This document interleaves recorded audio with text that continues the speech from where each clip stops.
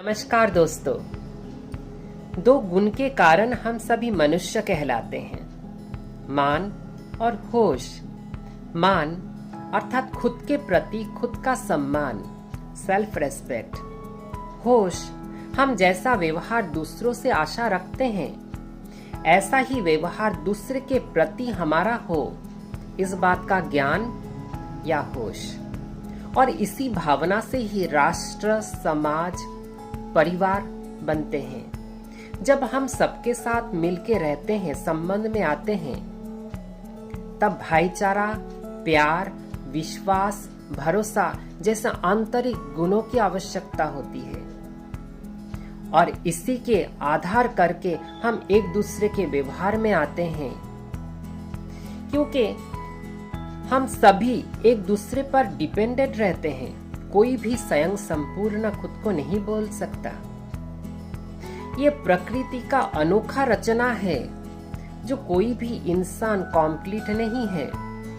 इसलिए हम सबके सहयोग से ही हमारी जिंदगी चलता है या ये कारोबार चलता है।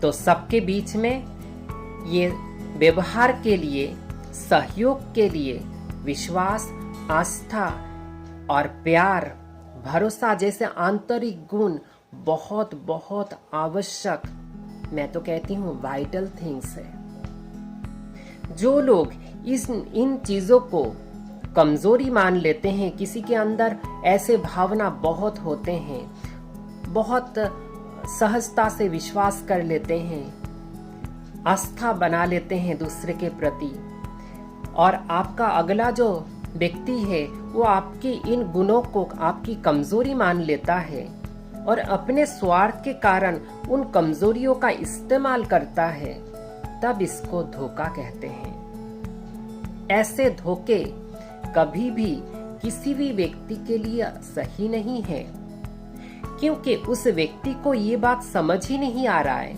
उनको लगता है कि मैं अपने स्वार्थ के कारण उनके साथ ऐसा बिहेव कर रही हूँ या कर रहा हूँ, बाकी ऐसा है नहीं।